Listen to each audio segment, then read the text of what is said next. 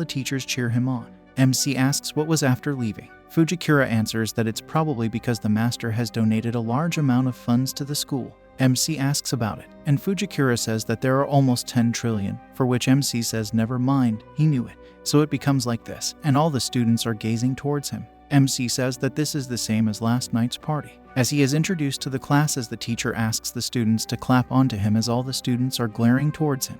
After some time, MC thinks that this is a nightmare for him as one of the men introduces himself, saying that he is Nezuhar Hiko, and feels free to treat him as his servant as he tries to buttercoat him, saying that is expected from someone of Arima Ishin's blood. The army of students jumps on MC to flash off Haruhiko as they try to introduce themselves. Haruhiko is once again pushed by a crowd of students from behind. Outside the classroom, Charlotte spots MC, as Charlotte playfully covers MC's eyes and questions his identity. In response, MC claims not to know, but when Charlotte's chest touches his back, he recognizes the sensation. Charlotte moves in front, asserting that if guessing the fun isn't instant, there's no sense of destiny. They reintroduce themselves, and Charlotte expresses gratitude for MC saving her life previously, leading to a pervert incident. Meanwhile, Sylvie, frustrated with her bothersome father, opens a door to find MC in a compromising situation with Charlotte. She screams, witnessing the scene, and hurries away. Charlotte assures MC they'll meet during lunch, while MC suggests she should leave first. In another scene, Seika learns about MC's prestigious family background and regrets wasting time on him. As the social club president, she vows to make it clear that everyone won't comply with MC just because of his family name. In the cafeteria, Charlotte encourages MC to join the social club, emphasizing the chance to make friends and learn social skills. MC contemplates Sylvie, who is leaving. Charlotte asks about Sylvie, and MC reveals she's his fiancée, leaving Charlotte saddened. MC acknowledges that Sylvie might be confused about the earlier commotion and is unsure if she wants to be friends. Charlotte encourages him to reconcile and drags him out. On the training ground, MC spots Sylvie, recognizing her despite her masked face due to her distinctive stance. Charlotte praises Sylvie's skills. MC says that she missed a chance to attack. And this isn't like her. Her skills are supposed to be of much higher caliber. Sylvie is defeated as MC thinks that she's probably feeling lonely. And there is no one here who can draw out her potential, and that's why she feels lonely. Charlotte asks if she wouldn't feel lonely if she fought him. She calls him, asking if he wants to fight her. MC asks what she is telling her. Charlotte says that he said she wouldn't feel lonely if she fought with him. Sylvie ponders over it, asking if she looks lonely, for which Charlotte says that he can't take it because she's so lonely all by herself. MC is shocked to hear this. Sylvie says that she will be his opponent, so hurry up and come. MC smiles, saying that to finish the duel from last night, they will settle the score here. MC is having a duel with Sylvie as it is informed to Seikaka and other students. Seikaka says that you have to go and watch them at the fencing hall. Fujikura also hears about MC having a duel. She calls on someone, saying she needs something urgently. They reach the hall as they see MC with the kendo sword. As Sylvie easily points her rapier to MC, the students say that MC is no match for her. It's like a pig wielding a sword. But Sylvie says it doesn't count. Fighting in her area of expertise isn't an advantage she's happy with. Forget the rules of fencing. They should fight in their own discipline. MC says, well said. Meanwhile, Fujikura comes in to bring something. MC sees it, a sharp sword used for training. It is announced that the first one to land a strike will win. MC says he doesn't have to attack. He won't attack the throat, as she might get hurt that way. Sylvie says, don't underestimate her. Charlotte says, when the coin she tosses hits the floor, the match will begin. As Sylvie says, there are a lot of people here. Let's get this over. MC takes the stance. They recognize it as a quick draw, a technique where one quickly draws their sword from their sheath and puts it back in after the slash. Sylvie recognizes MC's final move from last night as a single slash finishing move. This match will be over in an instant. The coin is flipped, it hits the ground, and in an instant, they are on their throats. Sylvie's rapier is near MC's neck, and MC's sword is fumbled in his chest. She says, it seems like a draw. MC says, it's his loss. She was faster, and if they were using real swords, he would be on the ground now. He gives his hand, saying, they still don't know much about each other, but let's slowly get to know each other this way because they can't defy the will of their parents. MC says, he is the one who makes the decision, but it would be boring if he just rejected her straight out. Sylvie smiles as they shake hands. Charlotte comes in between, saying, they both are amazing, and hugs them. As Haruhiko fall on MC as a pervert incident occurs. As MC asks her to move, for which she says, it's fun, just like riding a horse, and why would she be mad? She embarrasses MC by rubbing on MC. The scene shifts. MC, what is the social club like? as Sylvie recommends that he join the social club after the match. Fujikura says she definitely agrees to it. The social club is where the most accomplished students at the school come together. MC asks if she is joining too, for which Fujikura says she is not qualified for that. The other members will look down on her, and if she makes a mistake, it will be treated as his mistake as well. MC says it's ridiculous, and Charlotte and Sylvie say that they would recommend him. As they reach the school, MC recognizes that it's not a social club, not just a room in here but the whole building. Charlotte says, "Isn't it pretty? They recently renovated it," for which MC says the phrase isn't important. How can they call a whole building a club room?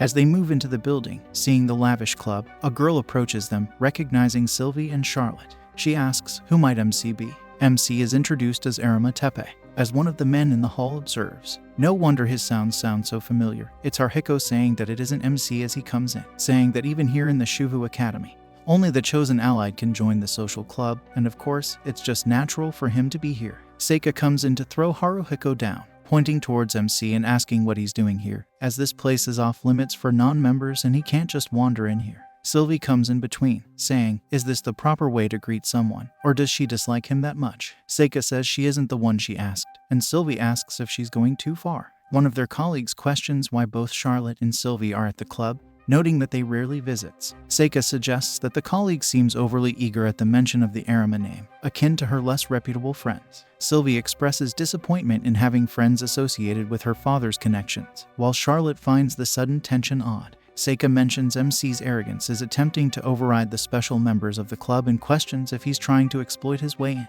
Sylvia retorts that baseless assumptions are being made and emphasizes that she doesn't submit to Arima. Seika, as the club representative, asserts the duty to uphold rules and not allow anyone to enter without proper assessment. Her colleague applauds the high club standards, stating that rigorous assessments are mandatory for entry. MC becomes upset, shouting that his past association with a noodle shop owner has no bearing on his current situation. Seika points out his shouting behavior and insists he change his lifestyle to become a worthy role model, but questions what's wrong with his father's past employment and is told he needs to learn proper etiquette. Seika proposes a 1-week period for MC to demonstrate improved manners, including at a party the club will host. MC agrees, determined to prove himself, warning Seika not to forget these words. The scene transitions to MC's training, where he drinks coffee and receives advice on etiquette.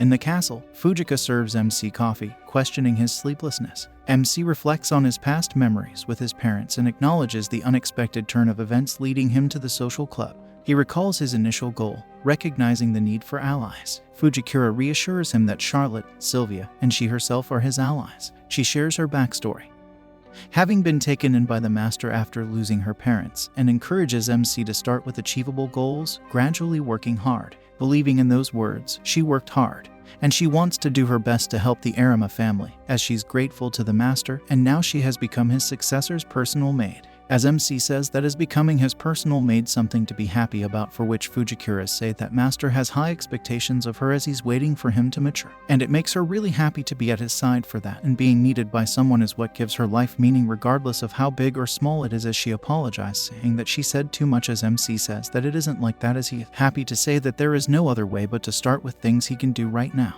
The next day, as MC is about to yawn but stops as Seika is also watching. And as Charlotte is also training with MC, piquing, Seika wonders what is with him acting like he's so diligent. And as she hears people gossip that the upcoming social club party will determine whether the successor of the Arima family can join the club, as Seika hates Arima family after all. As seeing her there, they depart. As Seika ponders over this fact that this is making her look like a villain. And as the scene shifts towards MC, as Charlotte is asking her what is in his pocket, as it's pretty big for a chewing gum, and as MC says that it's a big gum, as from behind Sylv comes. And as she's here to practice drinking tea, as MC says that to give him a moment.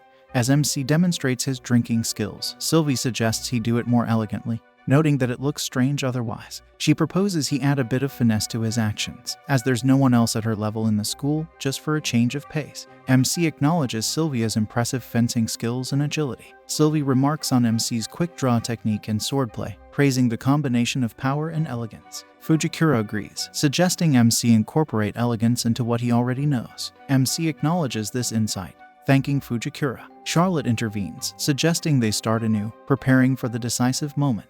As the day arrives, Sylvie declares it's time, while Charlotte cheers them on. Seika enters, recognizing MC's courage but warning that he must demonstrate the dignity required of a student. Sylvie confirms their acceptance of Seika's judgment, trusting her objectivity. S invites them in, and Fujikura cheers MC on from behind. The Academy Ball begins with Seika welcoming attendees and introducing herself as the social club representative. The school orchestra plays, and as Seika attentively watches MC, Charlotte invites him to dance. They dance with skill and enjoyment, with Charlotte praising MC's warmth and skill. Onlookers admire their dance but express surprise at rumors of MC already having a fiancé. Seika is frustrated, wondering why she's feeling that way, and thinks she's losing to someone like Arima. As she announces thanks for coming to the party organized by the Academy, she, on behalf of the social club, joins, as now they just have to wait for Seika's verdict. Seika acknowledges that MC has done his best, praising him for the improvement in such a short time. Charlotte hugs MC, but Seika adds that he still has a long way to go. Charlotte mentions that everyone was full of praise for him. Seika believes she can make decisions, calling on MC as a student of Shuhu Academy. She emphasizes that he must not only attend parties but also organize them. In 2 weeks, he will hold a party, and depending on its quality, she will officially recognize him as a member. MC is shocked, as he has to hold a party. The scene enters Seika's home as she is making a painting. She's having a hard time concentrating as she's thinking all about MC and doing things. She wonders why she can't get him off her mind. In the home, MC is given a motorcycle, and he asks what it's for. Fujikura says it's a prototype bike made for him by the Arima Industries Automobile Research Laboratory. The scientists mention that they noticed MC wants a bike that doesn't fall, and they've put efforts into building this one. MC recalls mentioning this to Fujikura before and questions if she was just humoring him. Fujikura denies it, and MC mentions she likes excitement. MC asks the scientists if they are sure it doesn't fall, to which they proudly say it's built using the full resources of Arima's industry.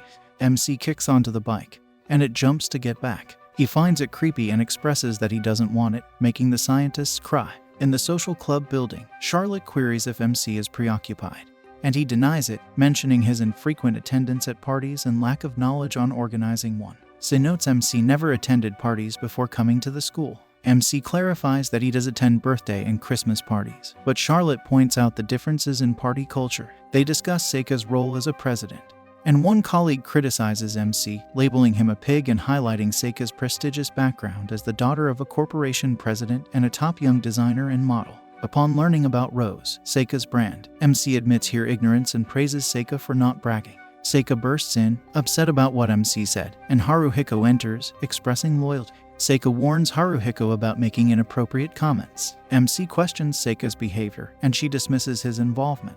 Seika questions why she has to explain her actions, and MC wonders why she fusses over every detail. Haruhiko reveals his participation in Rose's collection presentation, leading to Seika's scolding.